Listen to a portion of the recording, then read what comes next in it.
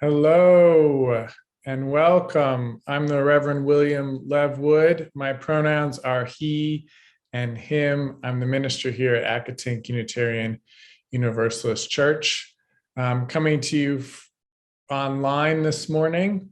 And as we begin our service, I invite you to silence your phone, close other windows on your computer, take a deep breath, and center yourself for worship.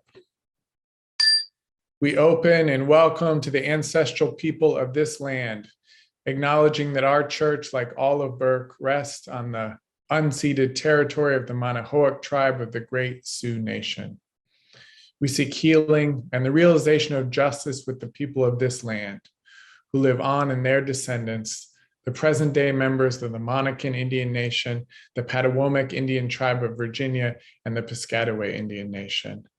We honor the ancestors as we move towards healing so that all together shall one day know full justice. And of course, the chalice is always a very important symbol of our Unitarian Universalism. And if you would like, as you're standing there, you can either hold out your hands as I say the verse, or if you're with a family member and you want to touch hands and hold hands and even clench hands, you're welcome to do that. This is the church of the open mind, and this is the church of the loving heart. This is the church of helping hands. The rest isn't printed, but I think it's something like, in good times and bad, we are together. Thank you. And now I want to officially welcome you this morning. I'd like to think that I see so many friendly faces that I haven't seen for a while because I'm the worship associate. But I have the feeling it's because there's ice cream after the service. And that's quite okay with me. This congregation is a welcoming and inclusive community that seeks to create a more just and compassionate world. I hope you get a name tag or have put your name on Zoom name tag so that you can get one by just identifying that in the chat. If you're new to Accotink and would like to talk more about this church, please be sure to reach out to me or Rev Lev or one of today's greeters. Whether you're a longtime member or a newcomer or something in between, we encourage you to stay for social hour and ice cream. We're glad that you joined us today. Now, for the children's story that I am going to read to you, it's by Lacey and Ace Stryker. How about that for a name? Ace Stryker. And although it's a children's story, I think that all of you in the room will recognize that it's really for everybody. The name of the story is, Has Anyone Seen Normal? Have you seen Normal? Because he's been missing for days. He was there last Thursday at my piano lesson, but when it was time to bake on Saturday, Normal was gone. It just isn't like him not to show up. I really miss him. Do you know when Normal is coming back? The last time I saw him was 6 days ago. I remember because it was the same day that guy came to town. That guy over there. His name is Chaos. And nothing has been the same since he showed up. When he came to town, people started to get sick. The first thing he did was close down dance class, piano lessons, and vacations. Then Chaos kicked everyone out of school. The students, the teachers, even the principal. But he didn't stop there. Chaos said I couldn't play with Jen for a while. Not Tony or Christy. No kids on my block. I stare out the window and wonder, where has Normal gone? Chaos closed down the zoo, the library, and the playgrounds. Not much is the same. Many good things are gone. Things like friends and parties and even toilet paper. I wonder if chaos scared normal away with those masks that everybody's wearing these days. Mom and Dad keep saying, it won't always be like this. But what if chaos is here to stay? Will he scare everyone away? Hasn't anyone seen normal? Maybe I can try to do the things I liked before, but in a different way. Would it feel like normal was still here? Chaos told everyone to stay away, but maybe I can leave some cookies on the doorstep of Patty and Dave. Normal and I like to draw silly things, so maybe I can draw pictures for all the cars that drive past my house. And since my piano recital is canceled, maybe I can open my windows and play for my neighbors as they walk by. Is it true what they say, that a smile goes a long way? Because there is a lot of distance between us these days. Still, things are starting to feel almost normal. Normal, is that you? You look so different, but what happened to you? Chaos is still here. He hasn't gone away. But guess what? I'm happy anyway. I learned I can be happy even when things aren't the same. You have changed normal, but I have changed too. This reading is by Sonya Renee Taylor.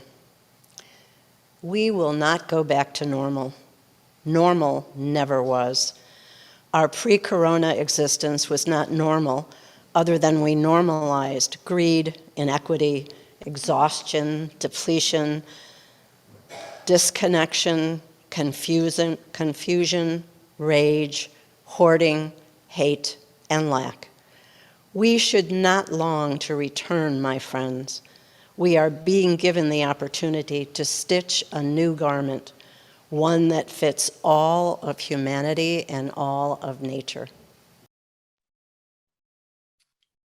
I want us to bring our minds to the beginning of the pandemic.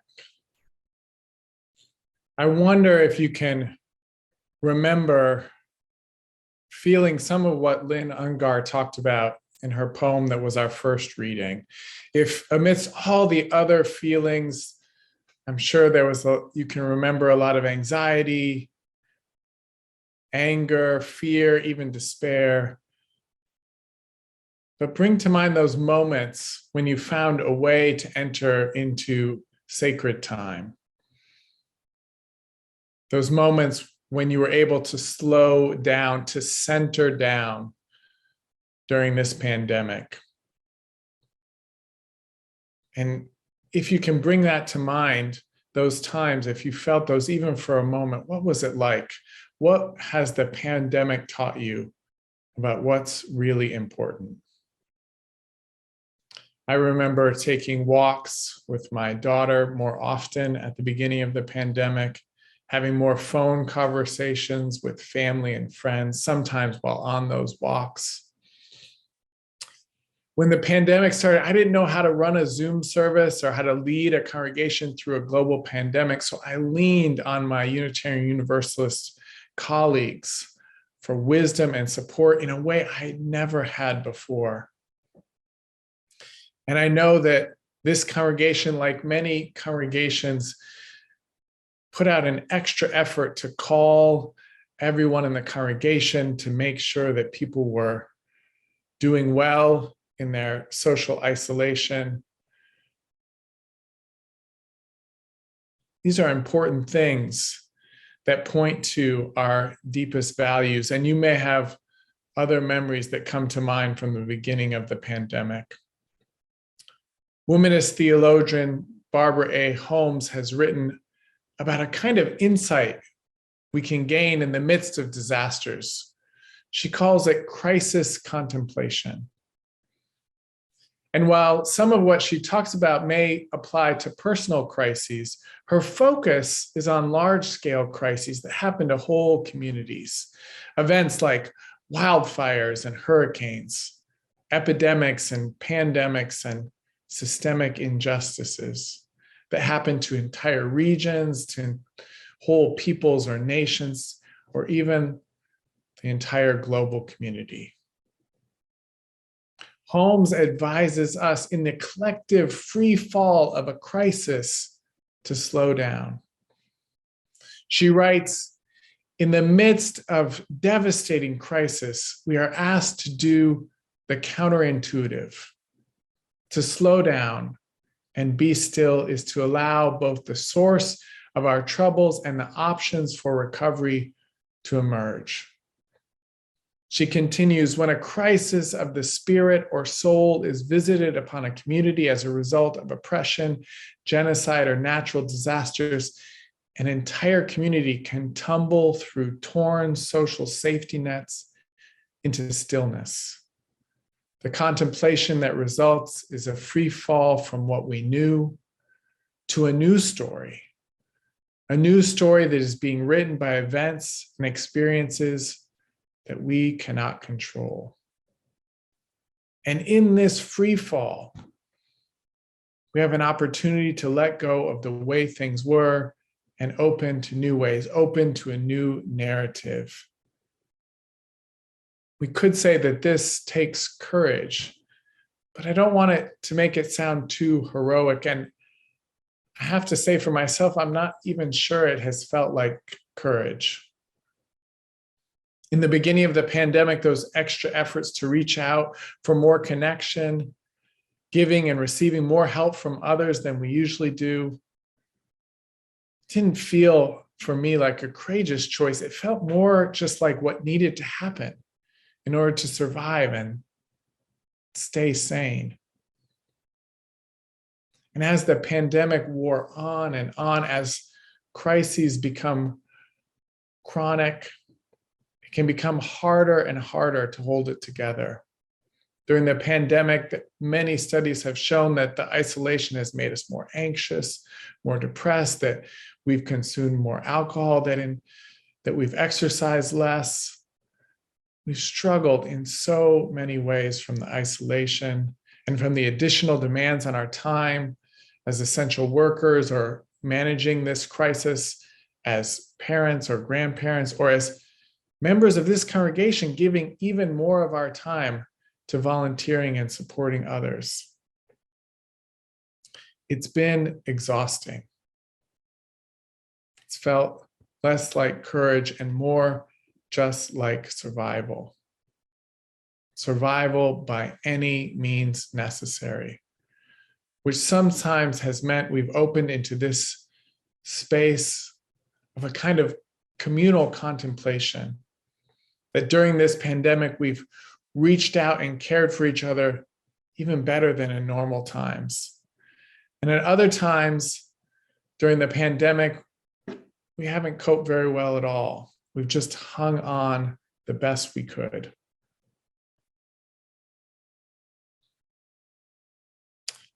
What we said no to at the beginning of the pandemic is important as well. We said, no, we're not going to keep going out unmasked, even though we might be safe, because we know it puts others in danger. We said we're going to make an extra effort to reach out to those who are most isolated and those who are most important in our lives. This focus on prioritizing the most vulnerable, this focus on prioritizing connection, that is a foundation for a new way of being in the world. And as we return more and more to a sense of normalcy, maybe now is when the courage comes. Making the choice not to return to the same normal. Maybe that's the courageous thing, not to return to the same normal, but instead to hold on to some of what we've learned from this journey that we've been on together. Sonya Renee Taylor likens it to a fire that has the opportunity to forge a new way. She encouraged us to ask some questions, to ask what in me has been strong enough to withstand this fire, to ask, what am I grateful to have seen burned away?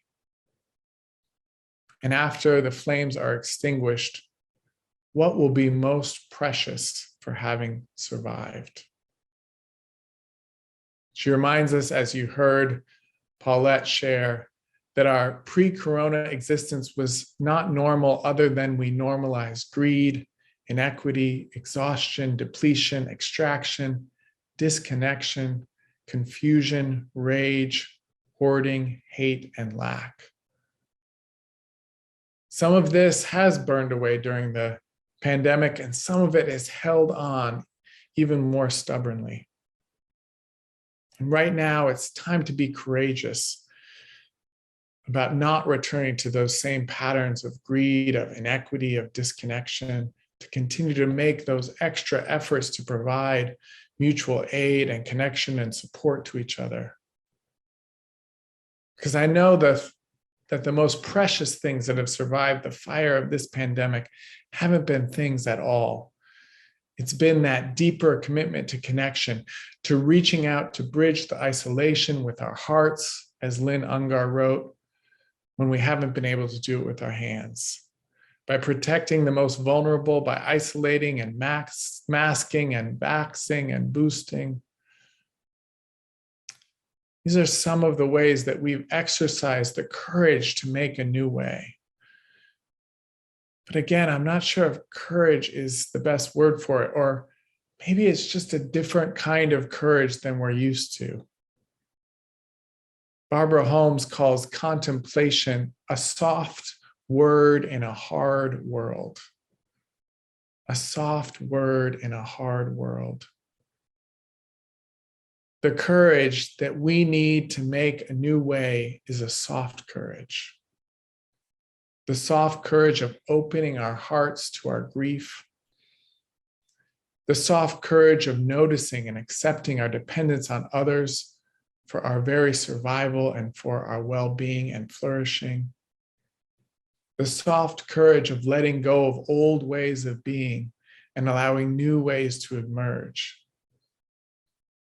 This opening to soft courage that makes the new way is not entirely new to us as Unitarian Universalists. We recognize that there are crises all around us at all times. Crises of oppression that create inequity and suffering that are part of the normal way of doing things. And we know that we need to open ourselves up to hear the calls of people who are suffering all around us, to hear our own calls of suffering, to engage our imaginations. We know we need to slow down and find the new ways that are emerging. And it certainly takes courage to move into the uncertainty, accepting all that we don't know, including all the things we thought we knew, the ways of being we thought would bring about change but haven't. It takes courage to let go of our certainty and open to the unknown, nurturing new ways that are emerging within and all around us. So may we make a commitment and take some reflective time as we come home from Oz and back to Kansas to know that it's a different place and we are different people. And we can continue to nurture these new ways emerging within and all around us. May it be so, and may we be among those who make it so. Amen, amen, amen, and blessed be.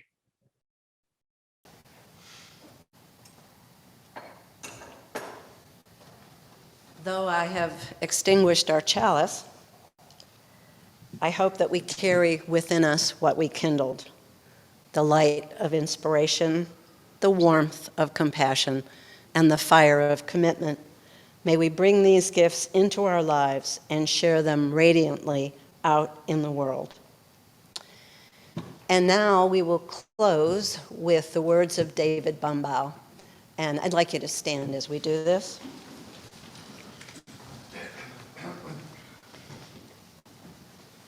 This church is dedicated to the proposition that behind all our differences and beneath all our diversity, there is a unity that makes us one and binds us forever together in spite of time, death, and the space between the stars.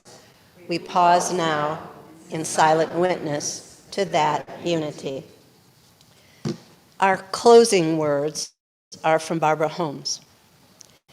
At the center of every crisis is an inner space, so deep, so beckoning, so suddenly and daringly vast that it feels like a universe. It feels like God. When the unthinkable happens and does not relent, we fall through our hubris toward an inner flow, an abiding and rebirthing darkness that feels like home.